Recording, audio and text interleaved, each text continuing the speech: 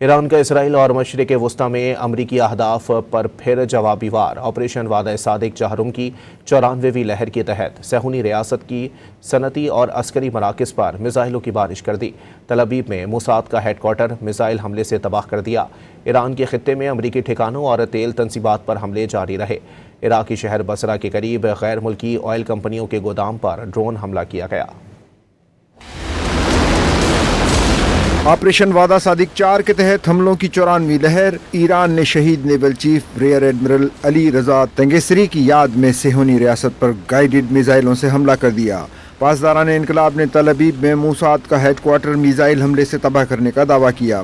بلند و بالا عمارت کے قریب دھماکے کی آواز اور آگ کا بڑا گولا فضا میں اٹھتا دکھائی دیا۔ شمالی اور وسطی مقبوضہ علاقوں میں اسرائیلی جنگی امدادی مراکز پر حملے کیے گئے۔ مغربی گلیلی، حیفا، کفرکنا اور کرائیوٹ پر گائیڈڈ میزائل داغے گئے۔ تل ابیب اور حیفا سمیت مختلف شہروں پر کیے گئے حملوں کے نتیجے میں عمارتیں تباہ ہو گئیں، گاڑیوں میں آگ لگ گئی، جبکہ اسرائیل کا دفاعی نظام میزائل روکنے میں بری طرح ناکام رہا۔ اسرائیلی میڈیا کے مطابق ایرانی حملوں میں نیگیو کے صنعتی علاقے اور وسطی اسرائیل کی متعدد عمارتوں کو نقصان پہنچا۔ روی شائن اور پینا تقوا میں عمارتوں کو نقصان پہنچا، جبکہ تل ابیب کی متعدد جگہیں بھی متاثر ہوئیں۔ ایران کے خطے میں امریکی ٹھکانوں اور تیل تنصیبات پر حملے جاری رہے۔